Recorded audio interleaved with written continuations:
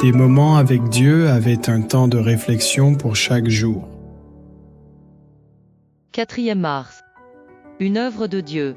Purifie-moi avec l'hysope, et je serai pur, lave-moi, et je serai plus blanc que la neige. Ô Dieu, crée en moi un cœur pur, renouvelle en moi un esprit bien disposé, ne me rejette pas loin de ta face, ne me retire pas ton Esprit Saint. Rends-moi la joie de ton salut, et qu'un esprit de bonne volonté me soutienne. Psaume 51e, 7e, 1-0, 1-2. Le repentance en vue du salut est une œuvre de Dieu, qui le produit dans le cœur de ceux qui répondent à l'appel du Saint-Esprit, de même qu'il ne peut y avoir de pardon des péchés sans le Christ. La repentance de l'homme n'est peu non plus possible sans la puissance de Dieu. Par exemple, dans le cœur de la vie quotidienne, je m'entends tricher, disent des vulgarités. Se met en colère, t'insulte et votre pour toutes cela ne pèse peu sur leur conscience. Cela les blesse seulement le jour qu'ils découvrent leur faute. Mais cela ne pèse peu sur leur conscience d'avoir une vie souillée par le péché, mais par les conséquences de leurs mauvaises actions.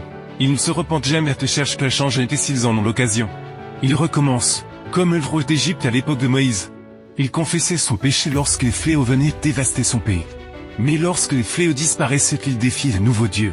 Ce n'est que lorsque nous cédons à la puissance de Dieu, lorsque nous nous tournons vers le Christ que nous désirons être purifiés de notre culpabilité, qu'il y ait une véritable repentance.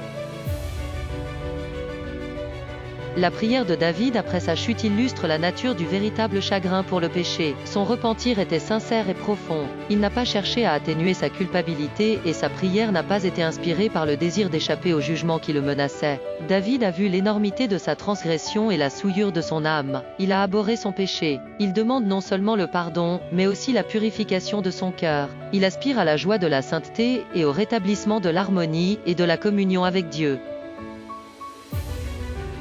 Il était l'auteur d'un meurtre. Il avait pris la femme de son serviteur et ne pouvait pas cacher sa grossesse. Le mari étant mort, l'avoué était libre pour qu'il les prenne comme épouse et vieux du peuple. Il passait pour un roi compatissant, mais vieux de Dieu qui sonde tous les cœurs, qui voit tous les actes des autres, et David était un terrible pécheur. Il était réprimandé, Dieu lui envoyait un message de réprimande par l'intermédiaire de son prophète. Puis le roi a pris cette décision, il décidait de tomber dans la miséricorde de Dieu, de ne plus cacher son péché. Il ne voulait plus que la culpabilité dessèche ses ôtes et que cette tâche de sa vie chaque jour. Il a donc cherché la purification de son âme, il a cherché la communion avec le ciel. Et bien qu'il ait payé le prix de ses péchés, il s'est réfugié dans la miséricorde de Dieu.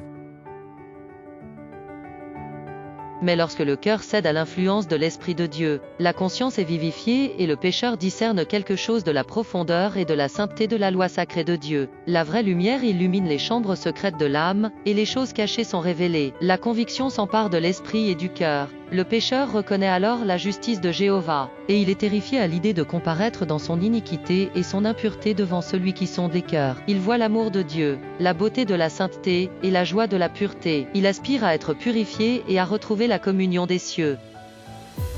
C'est dans le cœur qui s'est et non tout celui qui est rempli de crainte que Dieu agit. C'est l'œuvre de repentance de Dieu fait son tour. Il opère le changement de vie, par conséquent. Notre devoir est de céder à ses impressions dans le cœur.